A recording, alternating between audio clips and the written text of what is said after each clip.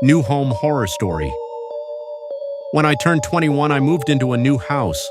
It has everything I'd been looking for: quiet street, cheap price, and on a good side of town. I was super excited as I was finally able to decorate it the way I wanted. On my first night, I ordered a pizza as I was tired with moving things all day. I was in the middle of texting my friend about my new home when I noticed the house made sounds. Not creaks, but footsteps. Slow, heavy ones. I told myself it was just old wood contracting, but there was no pattern. Some steps stopped right outside my bedroom door, then turned around like someone changed their mind. I found it odd that I even joked to my friend that I was not alone. The next few hours were fine, but around 3 a.m. I woke up to a sound I couldn't explain. At first it was faint, like hurried footsteps outside my bedroom door, running back and forth, again and again. I told myself it was just my half-asleep brain. I turned over, pulled the blanket higher, and tried to ignore it. But the footsteps didn't fade. They grew faster, like someone sprinting barefoot across the hallway. Then the running stopped. And that's when I heard it. A heavy thud against the door, one hit, then another, then another. Not footsteps anymore, beating, like something was slamming its fists against the wood or its head. Slow at first, then more desperate, methodical, angry. I finally grabbed my phone with shaking hands and dialed 911. I whispered to the operator that someone was in my house pounding on my door trying to get in. She told me to hide and stayed on the line until officers arrived. I clutch my phone and hide myself under my bed, listening to that awful dragging breath. When police burst through the front entrance, everything went silent. I heard them calling out. Then one of them knocked gently on my door and told me it was safe to come out. Nobody was there. No signs of forced entry, no footprints, nothing broken. Just a long hallway, perfectly still, like the house had never made a sound at all. They checked every room, every window, even the attic, empty. One of the officers asked if I was sure I hadn't been dreaming, and I almost believed him, until I noticed something he didn't. On the inside of my bedroom door, the side facing me, there were dents, not from fists, not from hands, but from something slamming outward, trying to break out of my room, not into it. I, 26M, moved into this apartment 3 months ago. I work from home, so the only hobbies I have are gaming and watching my neighbors passing by. At first, everything was normal, until I noticed something wrong about my neighbors. Every time I stepped out of my unit, someone would open their door just a little, just enough to peek at me. No greeting, no smile, just silence and watching.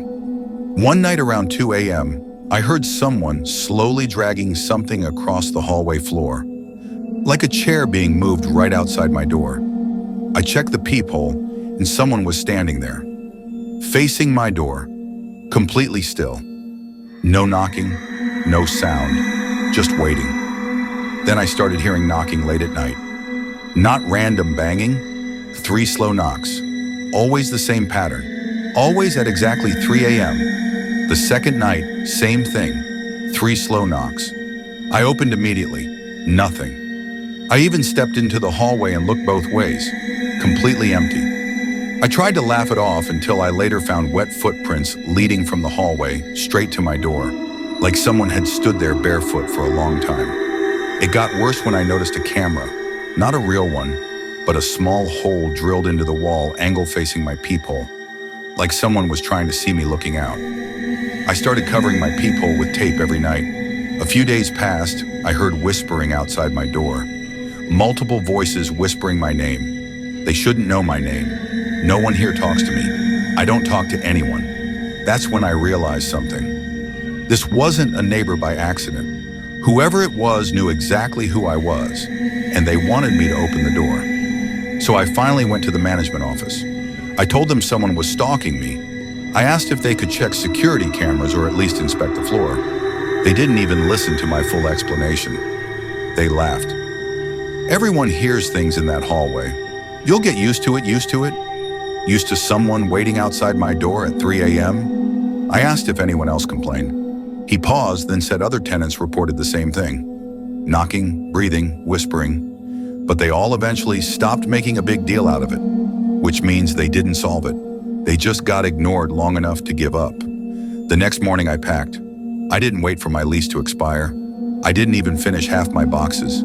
I just grabbed clothes, documents, and left. When I moved into the apartment, I thought I was lucky. Cheap rent, quiet location, and a roommate who mostly kept to himself. His name was Eli, a law student. I barely saw him leave his room, but I didn't think much of it. Some people are just introverted. The first strange thing started after my second week. Every 3 a.m., I would hear footsteps in the hallway. Slow, careful, like someone pacing. But whenever I peeked through my door, the lights were off, and the hallway was empty. No doors shutting, no sound of anyone moving, just silence. Then I noticed Eli never used the kitchen. No dirty plates, no leftovers, nothing. I assumed maybe he ate outside. But one night I stayed up late editing something, and I heard him go to the kitchen. Except, I didn't hear the cupboards, or the fridge, or utensils. Just breathing, heavy, wet, like he was drinking. But there was no running water. And when I stepped out to check, the kitchen light flicked off before I could see him. I also realized something else. I had never once seen him blink. The final warning sign came a week later. I was headed to bed when I noticed his door, usually closed, was slightly open. I don't know why I looked. Curiosity? Something darker? Inside, I didn't see normal belongings. No bed, no clothes, no shelves. The room was empty except for a broken chair and some rope. But the thing that scares me is the dried blood. I bolted back to my room, locked the door, and called 911 with shaking hands. When the police arrived, they searched the unit and found nothing. No signs of my roommate everywhere. Because of the confusion, they called the landlord for verification. "Sir," the officer asked him, "can you confirm how many tenants live here?" "Just one," the landlord said. "He's living alone." I told them no. I had a roommate. I heard him every night. I saw him move in. The landlord shook his head. That room has been empty for years now. My stomach dropped. I felt the world tilt under my feet. I didn't stay another minute. I packed my things and moved out the same day. I don't know what the guy wants for trying to make me think he's my roommate, but one thing for sure, I won't feel safe in that house again. I live alone in a small studio apartment, the kind where you can see everything from the doorway. It was cheap, quiet, and perfect for someone trying to start over. But for the past 2 weeks, strange things have been happening. Small, almost unnoticeable at first. A chair slightly moved. My toothbrush angled differently. The cabinet left halfway open when I always close it completely. I tried to brush it off as stress until I woke up one morning and the deadbolt was unlocked. I know I locked it before bed. I always do. I live alone. No one else should be coming in or out. The next day, I asked my landlord if anyone else had a duplicate key, maybe for repairs or old tenants. He shook his head and said, "No, I'm the only one with a spare, and I never enter without permission." That should have comforted me, but it didn't. I became more alert. I started taking pictures of my apartment before I went to sleep, just to compare in the morning. And every day, tiny details changed. The angle of my curtains, a cup moved a few centimeters, my phone charger unplugged and placed on the floor. Then one night, I set a trap. I sprinkled flour in front of the kitchen and near the doorway before sleeping. If someone entered, I'd see footprints. At 3:17 a.m., I woke up to the faint sound of breathing. Not mine, slower, heavier. I stayed still, pretending to sleep while my heart hammered in my chest. I listened. A floorboard creaked near the kitchen. When I finally gathered the courage to check in the morning, there were footprints. Prints that were larger than mine, coming from inside the kitchen toward the bathroom, then stopping. No exit trail.